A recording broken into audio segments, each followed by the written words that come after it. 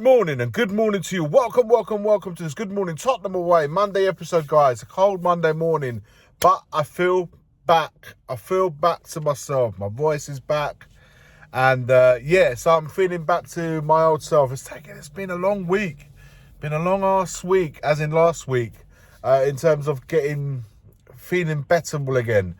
Listen, the Man City Spurs game contributed a little bit towards it. Of course, how would it not? But I have to say, generally, I'm pleased, regardless of the result on Saturday, that I feel back to myself again. So I hope you guys are all feeling great. I hope you all doing awesome. Family's awesome. Everyone's well. Christmas is not long to go now. But look, before we go on, that's the sound of North London, guys, if you can hear that. Lock in tonight, Monday Night Live, 8:30 p.m. We'll break down all the weekend, the result, the match, and everything else, and all the ins and outs and all of that stuff, and we'll break it all down tonight. So make sure we have so much to discuss. And of course, I wasn't in for the Saturday night show. But, I'll be there on tonight, and I want to have my say on it as well, on what happened over the weekend. So make sure you lock it in, and you tune in at 8:30 p.m. But look, before we go on to what my point of discussion is for this video, just a little update on terms of the injuries. Romero, we should hopefully be having him back in training, at least, let's say, in a week or so. Van der Ven, we're looking at sort of mid-December at the earliest to see him back in training.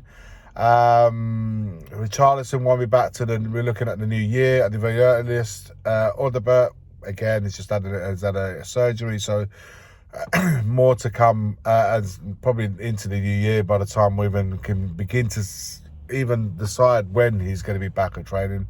Mikey Moore should also be back next week. So some of them are coming back quite soon, and others like Van der Ven are still a couple of weeks or so before we can start looking to see which game who will be coming back to. So the question begs, what do we do with Davis and Dragusin? Where do you guys stand on that? I mean, they had a good game on Saturday for sure. So when these two lads become available again, Van der Ven and Romero, do we say accommodate yourself to the bench and wait for your turn, or do we stick with Davis and Dragusin? If the game, as the saying goes, if you're as good as your last game, then Dragusin and Davis should be starting the next one. Of course they will, because we don't have the alternative then. But when eventually those options come about, where do you stand with that? Be interesting to know your take in the comments below. Listen, I'm hearing a lot of this, Ange in, Ange out, and Ange ball and this. Look, Saturday was beautiful for one reason and one reason only. We played as a team. We was united as one. We played in unison. It wasn't like everyone's doing their own thing. And I've criticised the performance against Ipswich for that reason. We wasn't in unison. Everyone seemed to have no idea what we were supposed to be doing. We wasn't moving as one. We wasn't playing any synchronized attacking moves or even defending as one. That was the one thing. If you go back and look at my reaction for the Ipswich game, it was the one thing I heavily criticised the team for. We seemed to be just doing improvised stuff, just doing our own thing. And then it wasn't synchronized. We wasn't moving as one. It was completely the opposite against Man City. We did all those things and more. We synchronized. We defended as a unit, defended when we had to defend, and pick our moments to go and attack and hurt hurt Man City. In nearly all our attacks, we did that. Of course, you're going to come under the question a little bit.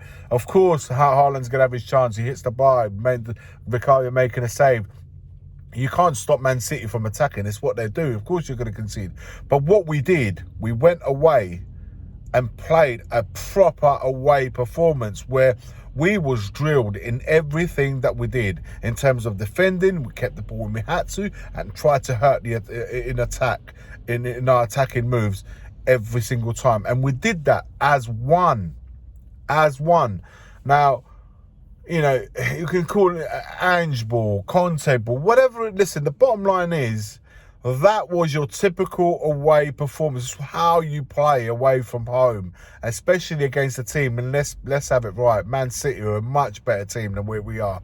If you're going to go to grounds, difficult grounds such as the Etihad, you need to do it knowing exactly what the game plan is.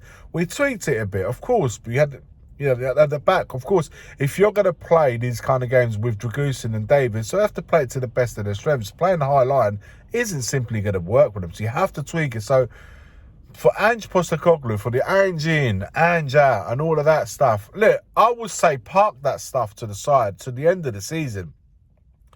I've said that. I've said it many a times in our live streams, and I say it on record right now. I will give Ange this season. I will draw my conclusions at the end of the season in terms of him as a manager of this team and if I want to progress with him or not come the end of the season. To keep doing this Ange in and Ange out after every game. We lose to Ipswich, the Ange out comes in. And we win against Man City, the Anginas are in, and then we get this contrast between the Ange, yeah, but that, you know, and we lost to Ipswich and we win at Man City. That, to me, in the league standings, is exactly the same thing. It doesn't change absolutely anything by losing 3 points and winning 3 points here. If we had beaten Ipswich and we lost to Man City, we would have been exactly the same league standing. And to an extent, I can understand that. One thing we do need to do, and I've said this many times, we need to go on a run of 5, 6, 7, 8, 9, 10 games. And consistently be picking up points, picking up a draw when perhaps we should have lost, picking up a win, but perhaps a draw. Perhaps we're looking to get a draw, we go and nick a win, get the win when you deserve to win, and so forth. And sometimes, you know, and I've said this many a times, if we had a couple of points where we lost the games and we've turned those 2 or 3 losses into a couple of draws, the league standard would be looking a lot more differently. So the one thing, and with how many times have you seen live streams and people commenting consistency, we're too inconsistent. That is 100%, I make them right, 100%. I make them right. We need to go on a run of games, and we've got enough of the amount of games during December to say we need to pick up points consistently away from home and at home against the big teams, which is what we're doing well this year compared to the other years, and pick up points against the smaller teams as well, which play completely different football. When we play open football and the opposition in front of us, like the Man City, play open, then it's game on. Then it's an enjoyable game to watch. But we need to fix up against the smaller teams where we clearly struggle against the low blocks, compact, and we've struggled to break them down. And on top of it, we always look like we're going to concede on an attack, on a counter attack, or set pieces, or free kicks, or corners. We have to be massively attentive in those situations, and we need to improve. And the only way, and that's what I want to see. Even before we talk about points and this and that and the other, I want to see a team that's as a unit move together as one in terms of defending and attacking, and we need to do that consistently. Once you start doing that and rectifying these things on the field, the results will follow. The results will follow. There's no two ways about that.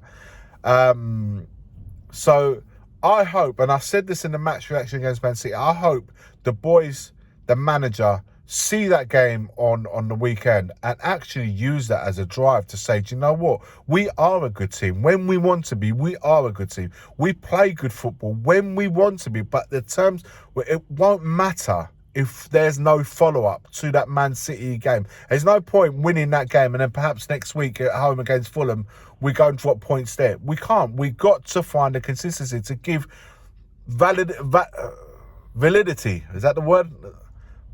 To what we did against Man City in future games. Without that, we ain't going nowhere. The Ange in, Ange out, park it up, man. Stop going on about it, because it would just give others a lot more to talk about, looking in at us. And there's already too much attention on that. Park it up, focus on what we've got to do, analyse the game by game, and at the end of the season, we will judge the manager and the team in what we have done during the course of that season. And then we can start looking at it even beyond that, in terms of as a club. The club, listen, for me, that doesn't change. I've always said that. I'm not going to lose sight of that until they give me something to actually say, you know what, they're changing their ways. My thoughts on them ain't going to ever change. So until I see anything towards that. But for the team and the manager, my analysis will be at the end of the season and draw the conclusions then. Whether you agree or not, that's your prerogative. This is my prerogative. This is what I'm thinking about it. So let me know your thoughts, guys. Let me know your thoughts in the comments below. Like, comment and subscribe. And I'll be seeing you tonight, 8:30 p.m. As always, forever always, come on you Spurs.